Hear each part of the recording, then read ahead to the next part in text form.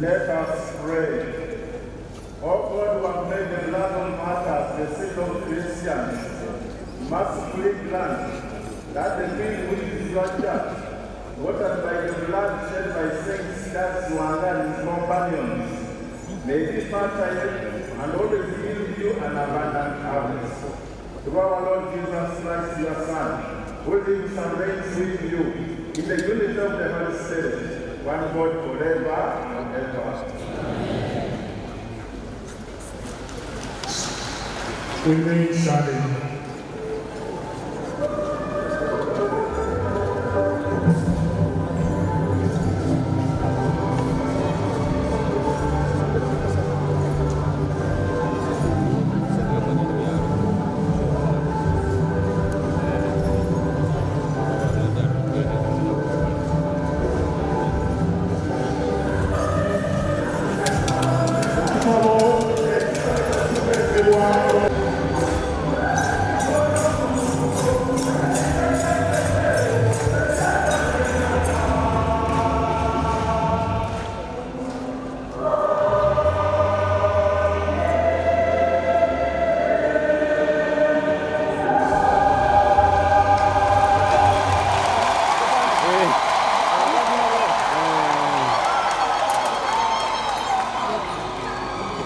We are going to remain standing and welcome the Word of God, the Word which the martyrs believe that we too may welcome it in our hearts.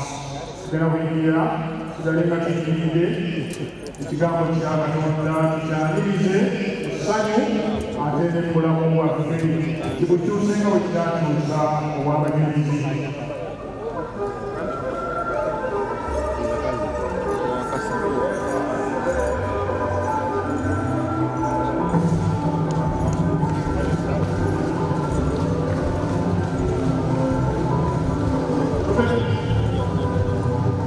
Choir.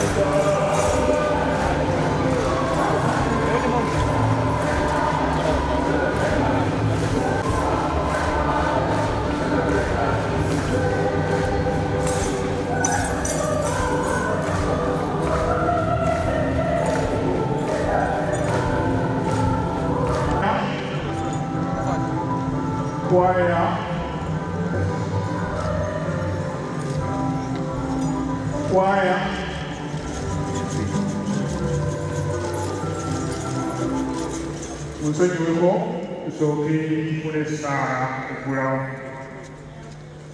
Let us pray.